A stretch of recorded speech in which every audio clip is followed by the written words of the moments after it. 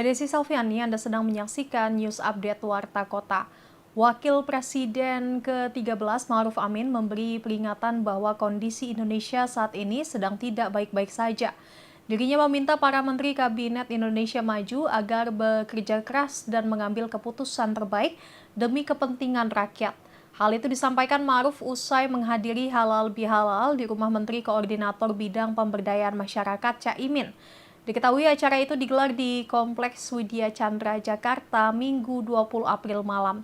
Ex-wakil presiden itu juga menegaskan pentingnya menentukan skala prioritas dalam menjalankan program pemerintahan Prabowo Subianto.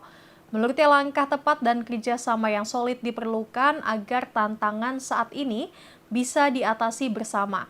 Di sisi lain, Ma'ruf Amin juga menanggapi isu matahari kembar usai sejumlah menteri bertemu ke rumah Presiden ke-7 RI Joko Widodo. Dirinya menilai hal itu wajar lantaran terjadi dalam suasana lebaran. Namun ia mengingatkan agar publik tidak berspekulasi berlebihan soal pertemuan tersebut. Lantas Ma'ruf menyebut pertemuan antar tokoh nasional tidak semestinya dipandang sebagai ancaman politik. Ya, saya kira kita semua tahu bahwa situasi sekarang itu kan tidak baik-baik saja. Karena itu harus bekerja keras, harus bersatu, harus mengambil langkah-langkah yang terbaik, lebih mengutamakan yang mana yang harus prioritas yang didahulukan. Saya kira itu. Wakil Menteri Pertanian Sudaryono telah menemui Presiden ke-7 RI Joko Widodo atau Jokowi di Solo, Jawa Tengah pada Minggu 20 April. Kunjungan Sudaryono ke kediaman Jokowi tersebut cukup mencuri perhatian publik, yakni di tengah isu matahari kembar yang berembus setelah sejumlah menteri-menteri di pemerintahan Presiden Prabowo mendatangi Jokowi. Setelah menemui Jokowi, Sudaryono mengaku tak meminta izin atasannya Presiden RI Prabowo Subianto. Namun ia tidak begitu tahu bagaimana jika menteri lain juga ingin bertemu Jokowi. Di sisi lain, isu matahari kembar tersebut sebelumnya disampaikan oleh politikus PKS Mardhani Alisera setelah sejumlah menteri berdatangan ke kediaman Jokowi. Terutama saat Menteri Kelautan dan Perikanan Trenggono menyebut Jokowi dengan sebutan bos. Sudaryono pun mengingatkan Prabowo dan Jokowi selama ini seiring sejalan. Pemerintahan yang dijalankan saat ini juga merupakan kelanjutan dari kepemimpinan sebelumnya. Ia menegaskan bahwa kunjungannya ke kediaman Jokowi yakni untuk silaturahmi yang ia agendakan setelah konsolidasi partai bersama kader se-Jawa Tengah. Ia mengaku mendapatkan beberapa nasihat dalam menjalankan tugas. Apalagi ia juga sudah menjabat di masa akhir kepemimpinan Jokowi. Ternyata sini tuh menteri dan wakil menteri tuh bilang ke Pak Prabowo dulu nggak sih atau gimana? Ya nggak tahu. Saya sih nggak ada masalah. Saya nggak bilang. Kan saya silaturahmi itu ya sebagai kader nggak ada masalah. Fine gitu loh. Menurut saya sih, oh ini harus bilang dulu, nggak ada. Itu namanya pemberitaan seolah-olah mendikotomi atau memisahkan Pak Prabowo dan Pak Jokowi. Enggak dong. Anda harus garis bawahi. Pak Prabowo menyampaikan beliau adalah presiden yang melanjutkan pemerintahan Pak Jokowi. 2 orang ditetapkan sebagai tersangka dalam kasus penyerangan dan pembakaran mobil polisi di wilayah Harjamukti, Kecamatan Cimanggis, Kota Depok pada Jumat 18 April. Hal itu disampaikan langsung oleh Kapolres Metro Depok Kombes Pol Abdul Waras pada Minggu 20 April sore. Menurut Waras, Polres Metro Depok dibantu Polda Metro Jaya telah mengamankan sejumlah orang yang terlibat dalam kasus tersebut. Namun hingga kini baru 2 orang yang telah ditetapkan sebagai tersangka. Waras juga menegaskan akan menindak tegas siapapun yang melanggar hukum sesuai dengan perintah Kapolri Jenderal Listio Sigit Prabowo. Sebelumnya mobil yang dikendarai anggota Satuan Reserse Kriminal atau Satreskrim Polres Metro Depok diserang oleh orang tidak dikenal atau OTK di wilayah Pondok Rangon, Kelurahan Harjamukti, Kecamatan Cimanggis, Kota Depok pada Jumat 18 April. Bahkan 3 mobil polisi tersebut dirusak oleh segerombolan massa dan 1 diantaranya ludes terbakar. Kasat Reskrim Polres Metro Depok AKBP Bambang Prakoso menjelaskan peristiwa tersebut terjadi saat anggotanya hendak mengamankan pelaku pidana inisial TS. TS dijerat dengan pidana pengerusakan atau perbuatan tidak menyenangkan dan kasus kepemilikan senjata api.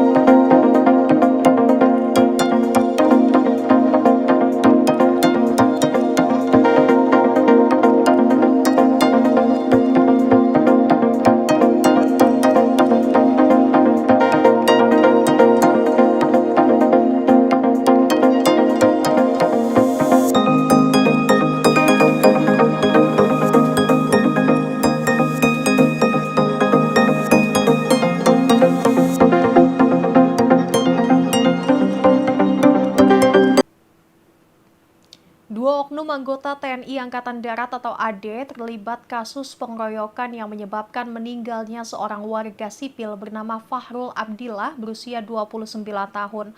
Warga Kampung Sajira Barat, Desa Sajira, Kecamatan Sajira, Kabupaten Lebak tersebut tewas dikeroyok dua oknum sejumlah orang, termasuk dua anggota TNI. Insiden memilukan yang dialami Fahrul Abdillah terjadi pada 15 April lalu dini hari di depan kantor Bank Banten Jalan Raya Ahmad Yani, Kota Serang. Dalam kasus tersebut ada 4 orang yang telah diamankan Detasemen Polisi Militer atau Denpom 34 Serang. 2 diantaranya merupakan anggota TNI Angkatan Darat, inisial Pratu MI dan Pratu MS. Sedang 2 pelaku lainnya yang merupakan warga sipil, inisial MS dan JH. Warga sipil diserahkan ke Polresta Serang Kota, kemudian 2 oknum anggota TNI ditahan di Denpom Serang.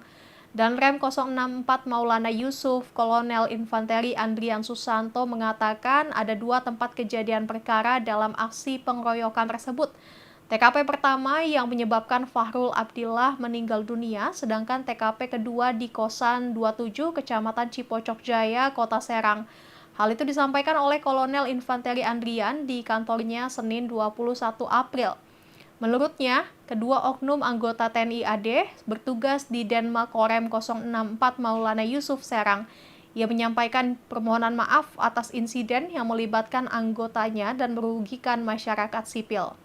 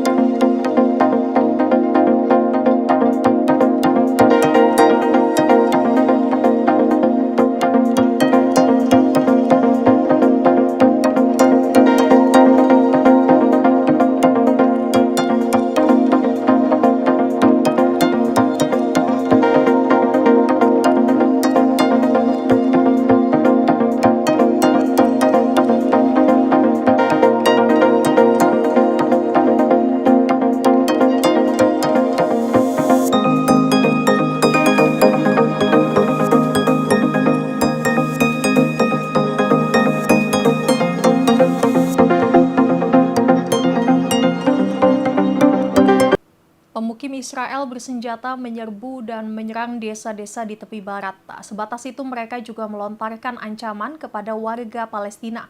Mengutip The New Arab pada 21 April, hal itu merupakan kesaksian dari Hasan Mleihat, koordinator organisasi Al-Batyar untuk pembelaan hak-hak Baduy. Ia mengatakan bahwa sekelompok pemukim memasuki desa dengan membawa kawanan domba dan mengembalakannya di dekat rumah-rumah warga Palestina. Mereka juga merusak properti pribadi dan mencoba menghalangi penduduk desa mengakses tanah mereka. Melehat mengklaim bahwa serangan pemukim terhadap komunitas Baduy telah meningkat tajam dan sekarang menargetkan setiap aspek kehidupan. Selain itu, pemukim Israel bersenjata itu juga menyerbu desa Baduy Ras En Al-Auja dekat Jericho di tepi barat. Tak sebatas itu juga, mereka juga merusak properti dan mengancam warga Palestina.